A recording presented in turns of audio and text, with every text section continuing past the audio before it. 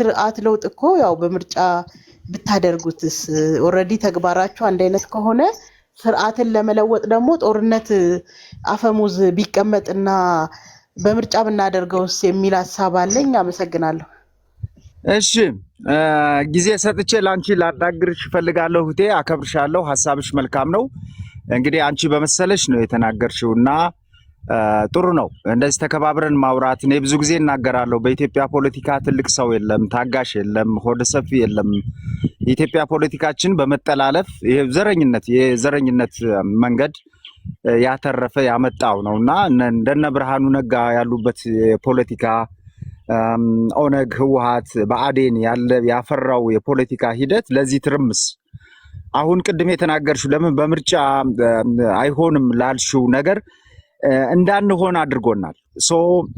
ዋናው ትልቁ ነገር ምርጫ ለአማራ ይፈቀድለታል ወይ ነው፣ መመረጥ ለእኔ ይፈቀድልኛል ወይ ነው። አሁን ትልቁ ነገር በዘሬ ለይቶ የሚያጠቃ ህገ መንግስት ተሸክመን በዘሬ የሚያሳደኝ መንግስት ይዘን በዘር መድሎ ዓለም እንኳን ችግራችን በልኩ እንዳያውቅ እንዳይረዳ የዲሞክራሲ ተቋማት የሚባሉትን ተቋማቶች ለሲምቦል አስቀምጦ ባጠባቂ የምርጫ ምክር ቤት፣ ሂውማን ራይትስ፣ ሌሎችም የሚሉ ሲምቦሎቹን አስቀምጦ ግን በተግባር በማንነቴ የገፋኝ በማንነቴ እንዳላይህ ያለኝ በዘሬ የጠላኝ በዘሬ የሚገለኝ በምኖርበት አካባቢ ላይ ጦርነት አውጆ እኔ በስተርጅና አፈሙዝ ተሸክሜ ጫካ እንድገባ ያደረገኝ መንግስት ከሱ ጋር ሐሳብ አቅርቤ በሐሳቤ ተወዳድሬ ሰው ነው፣ ሲቲዝን ነው፣ መልካም ግሩፕ ነው፣ ለኢትዮጵያም ለሰው ልጅ ይጠቅማል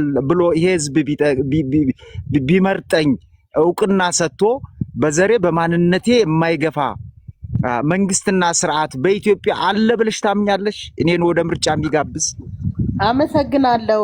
አሁን እየደጋገማችሁ ስትናገሩ የነበራችሁት አውቃችሁ ሳታውቁ እንደሆነ አላውቅም። ብዙ ጊዜ አማራነት ምናምን ስትል ነበር። አማራነትን የምታቀነቅን ከሆነ ኦልሬዲ ስለ አማራ ብለህ የዘረኝነትን እያጎላህ የምትታገልለት አካሄድ ቪዥኑ ምንድን ነው? ኦልሬዲ አማራን ለብቻው ብድግ አድርገህ መልካም። ይኸውልሽ እኔ የአማራ ፋኖ ነኝ አይደለም ወይ ነው? እስኪ ልንገርሽ። መልካም እንግዲህ እኔ አማራ ነኝ። ለረጅም ዘመናት በህወሓት በኢህአዴግ ዘመን 27 ዓመት፣ በኃይለ ማርያም ዘመን 3-4 ዓመት፣ በአብይ ዘመን ደግሞ 7 ዓመት፣ በጥቅሉ ወደ 40 ዓመት በሚደርሱ እድሜዎች ኢትዮጵያዊ ነኝ። አማራ ወደ ታች አልወርድም፣ አማራም አልሆንም ብለን ስንታገል ኑረናል። በየምክር ቤቱ፣ በየሚዲያው፣ በሰላማዊ ሰልፎቹም በሌላዎች ስንገደል አማራ ተብለን ነው የምንገደል። ስንታገል አማራ ብላችሁ ለምን ታገላችሁ ወረዳችሁ ነው የምትሉ። የምትገሉን እኮ አማራ ናቸው እያላችሁ ነው። ከወለጋ ስታፈናቅሉን፣ ከቤንሻንጉል በጦር በሰይፍ እያረዳችሁ በጅምላ እያስቀበራችሁ፣ በተለይ የብልጽግና ሜምበር ትመስኛለሽ። ስንንገላታ አብይ በመጣበት ዘመን እንኳን የሰው ልጅ እየወደመ እየሞተ ችግኝ ስተክሉ፣ አይ ለሚሞቱት ጥላ ይሆናል ስትሉ፣ ራበን ስንላችሁ ስታሾፉብን፣ በሰላማዊ ሰልፍ ወተን ተበደልን፣ ተገፋን፣ ጥሩ አይደለም፣ እንደ ሰው ልንቆጠር ይገባል፣ ኢትዮጵያውያንን በሀገራችን ላይ የመኖር የመስራት የመንቀሳቀስ ደህንነታችን መንግስት የማስጠበቅ ኃላፊነት አለ ስንል ለምባችሁ ማበሻ ሶፍት እንልክላችኋለን ስትሉን ነበር። ይሄን ሁሉ ታግሰን ኑረናል። ፖለቲከኞቻችን ዛሬ እስር ቤት ውስጥ ነው ያሉ አማራ ተብለው። በሚዲያ ጋዜጠኞቻችን ሁሉ በየስደት ላይ በየእስር ቤት ነው ያሉ። ባለሀብቶቻችን ሁሉ ድሃዎች እንዲሆኑ ተደርገዋል። ተማሪዎቻችን ሁሉ እንዳይማሩ መንግስት ራሱ ክልከላ አድርጎባቸው ያ ሁሉ ችለን ስንቀመጥ ትጥቃችሁን አይደለም ቀበቷችሁን እናስፈታለን ብሎ ብልጽግና ጦርነት ጀመረ።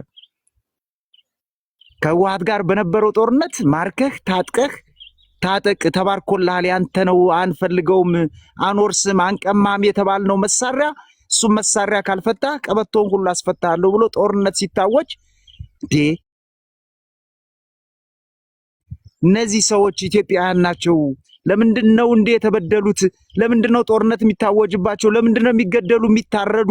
ለምንድነው በጅምላ የሚቀበሩ ብለሽ አንድ ቀን ጠይቀሽ ታውቂያለሽ?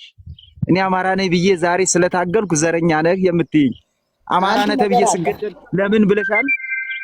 አሁን ከዚህ ቀደም ከዛሬ 4 ዓመት በፊት የእናንተ ትግል በጀመራችሁበት ሰዓት የነበረ የአማራ ልጅና አሁን ያለው ጥያቄው መልሽልኝ፣ አማራ ጥያቄው መልሽልኝ። ኖ በዚህ አንስማማም። እኔ ጠይቄሻለሁ። እኔ አማራ ነህ ተብዬ ወለጋ ላይ ስገደል፣ አዲስ አበባ ስፈናቀል፣ አዲስ አበባ አትገባም ስባል፣ እዚህ ቤንሻንጉል ጉሙዝ ላይ ስታረድ፣ የትም ቦታ ስገፋ መከራ ሳይ አማራ ተበደለ ብለሽ ተናግረሽልኝ ሞግተሽልኝ መንግስትን ጠይቀሽ ታውቂያለሽ ወይ? አማራ ተብዬ ስገፋ በጣም አሁን አዲስ አበባ አትገባም የተባልከው እኮ ቦምብ ታጥቀህ መሀል ከተማ ላፈንዳ ብለህ ስትመጣ ለደህንነት ሲባል እኮ ተሰላሰላል። እግዚአብሔር ይስጥልኝ፣ አመሰግናለሁ። አየሽ እንደኔ አይነት ሀቅን የማይጋፈጡ እውነትን የማይቀበሉ ስተታቸውን እንኳን አምነው አዎ ትክክል ነው ግን በዚህ መንገድ ነው ብለው ሐሳባቸውን ማስረዳት የማይችሉ ዝም ብለው የተጫነባቸው ሚሞሪ ሁሉ ዝም ብለው የሚያስተላልፉ ስፒከሮች አልፈልግም።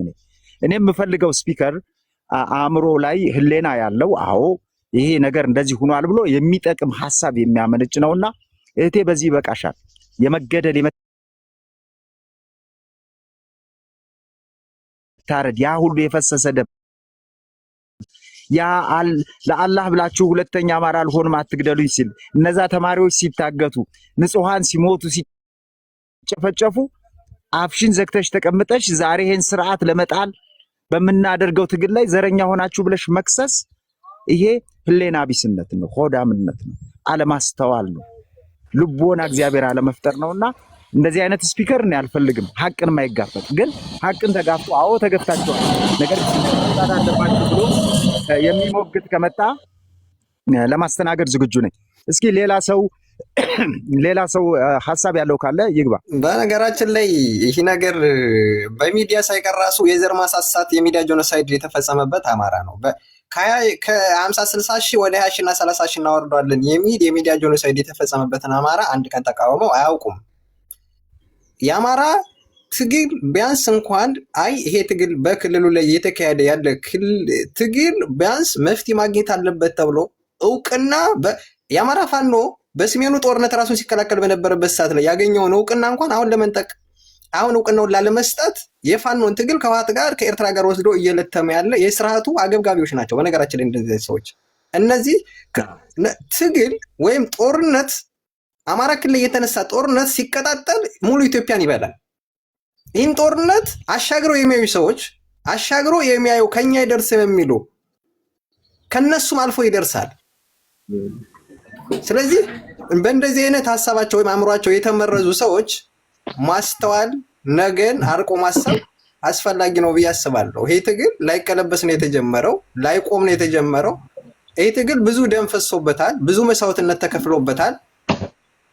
የአማራ ህዝብ እንደ ህዝብ ሲነሳ ጦርነትን ፈልጎት ወይም ጦርነትን አፋቂ ሆኖ ሳይሆን በቁሙ ቆዳው እንደ ከብት ቆዳ ተገፎ በሳት ተቃጥሎ በአስከሬኑ ላይ ተሳልቀውበት ነው። ቁልቁል ተዘግዝቆ ተሰቅሏል እንደ ጴጥሮስ ቁልቁል።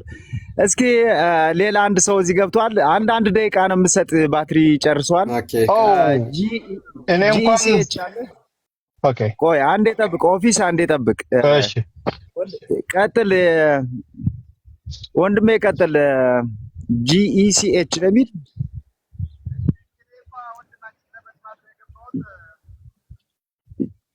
ለመስማት ነው የገባኸው? GECH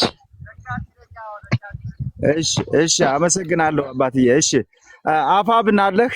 አፋብን ወንድሜ ያለህ አለው። ቴዲዬ እንዴት ነህ? ሰላም ነህ? ሰሞኑን እግዚአብሔር ይመስገን።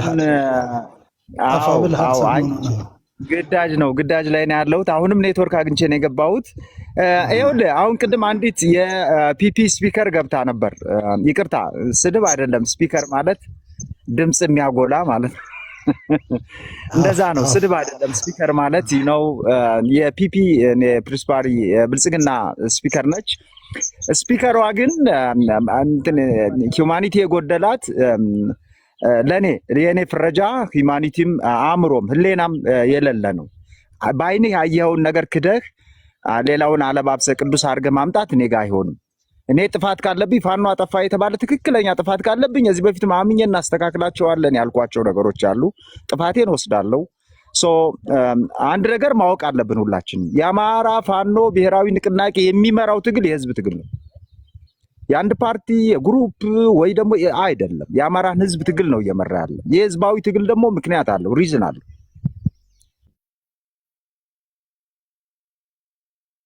ሻዕቢያ ይዞ ሲነሳ በኋላ ነው ወደ ህዝባዊ የቀየሩት እንጂ የግሩፕ ሀሳብ ነው የነበር። የቲፒኤልኤፍ እንደዛ ነው። የአማራ ፋኖ ትግል ግን እንደዛ አይደለም። ከህዝብ ሀሳብ ከህዝብ ትግል የተወሰደ አፋብን የሚባል አንድ ተቋም የአማራን ህዝብ ትግል እኔ አሻግረዋለሁ እኔ መራዋለሁ ብሎ የተወከለ ተቋም ነው፣ ኦርጋናይዜሽን ነው።